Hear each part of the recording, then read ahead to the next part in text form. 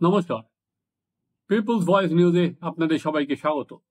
গত দুদিন ধরে আমরা দেখতে পাচ্ছি অভয়াকাণ্ডে সিবিআই এর তৎপরতা বেশ কিছুটা বেড়ে গিয়েছে। সিবিআই প্রথমে সেদিন যারা নার্স হাজির ছিলেন তাদের ডেকেছেন, এবার দেখলাম নিরাপত্তা যারা রক্ষী ছিলেন সেই নিরাপত্তা রক্ষীদেরও ডেকে পাঠানো হয়েছে। আদতে সোমবার দিন হাইকোর্টের বিচারপতি তীর্থঙ্কর ঘোষের এজলাসে মামলাটা উঠবে এবং সেখানে স্বাভাবিকভাবেই সিবিআই এর তদন্তে কি কি গাফিলতি ছিল সেটাও কিন্তু কাটাছেড়া হবে। তার আগে আমি একটি সংবাদ মাধ্যম দেখলাম, এক নিরাপত্তা কর্মীর ইন্টারভিউ নিচ্ছেন।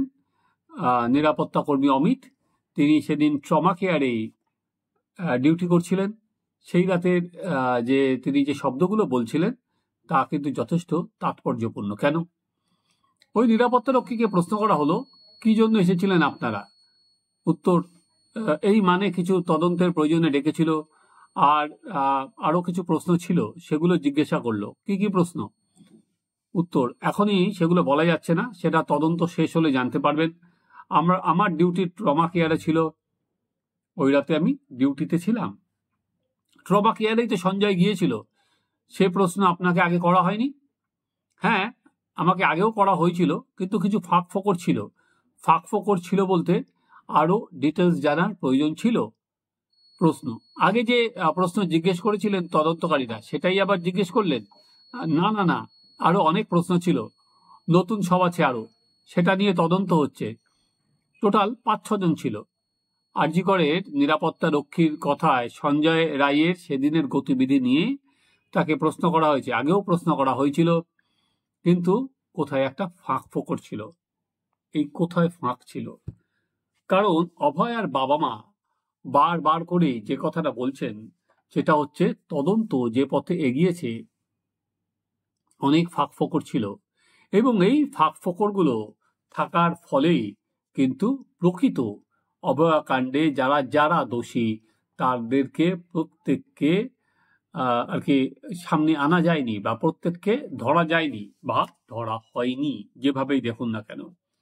একমাত্র সঞ্জয় রায়কে ধর্ষণ এবং খুনের অভিযোগে গ্রেপ্তার করা হলো। এবার আমার যে মূল প্রশ্ন সেটা হচ্ছে, দীর্ঘ কয়েক মাস কেটে গেছে, এই যে সিবিআই এর এই তৎপরতা, এটা কতটা তদন্তের স্বার্থে আর কতটা হাইকোর্টকে দেখানোর জন্য, সেই প্রশ্ন কিন্তু আজকে উঠবেই। কারণ সোমবার দিন আদালতে আসলে শিয়ালদা আদালত যেভাবে রায় দিয়েছে তাতে কিন্তু প্রতি পাতায় পাতায় তদন্তের গাফিলতির কথাই উঠে আসছে সিবিআই এর, এবং বলা হয়েছে কলকাতা পুলিশের তদন্তই তারা যে তদন্ত হয়েছিল তারপর সেই তদন্ত আর বেশি কিছু এগোয়নি, তারা সেটা করেই পাঠিয়ে দিয়েছেন।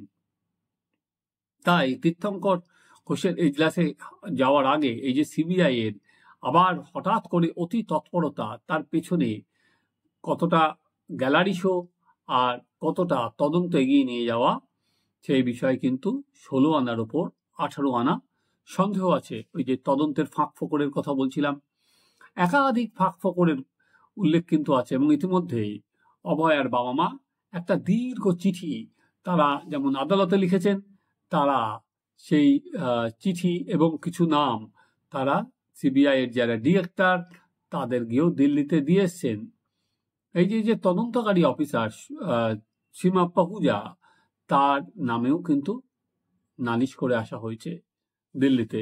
এবার সেই গুতোতে বা আদালতের ভয়ে সিবিআই হয়তো এখন তদন্ত বলা যেতে পারে আরো কিছুটা জোর দিয়েছেন। কিন্তু এতদিন পর 9 আগস্ট থেকে আজকে মার্চ মাস শেষ হতে চলল, তার মধ্যে সিবিআই এখনো পর্যন্ত সাপ্লিমেন্টারি চার্জশিট পর্যন্ত জমা দিতে পারেনি।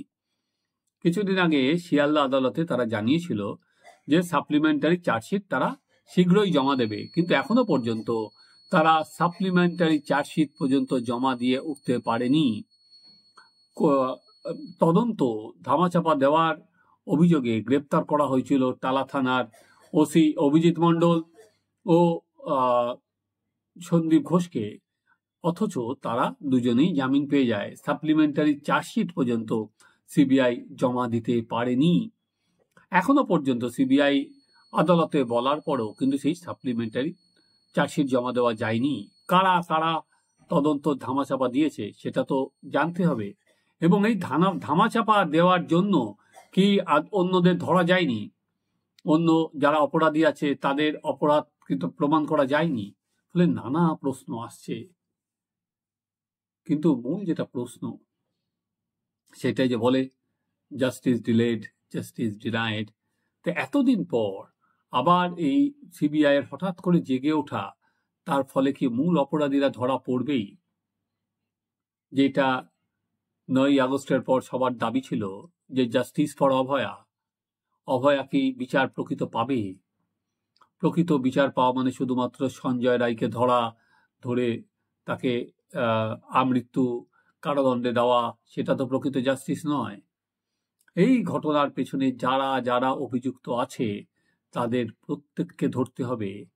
একা সঞ্জয় রায় গেল, তারা 3rd ফ্লোরে উঠলো, মেয়েটিকে ধর্ষণ করলো, মেয়েটিকে খুন করলো, আবার গুটি গুটি পায়ে বেরিয়ে গেল। সিবিআই যে কেস সাজিয়েছে সেটা সত্যি করেই কিন্তু হজম করা খুব কঠিন। দেখি সেটা সিবিআই সোমবার হাইকোর্টকে হজম করাতে পারে কিনা।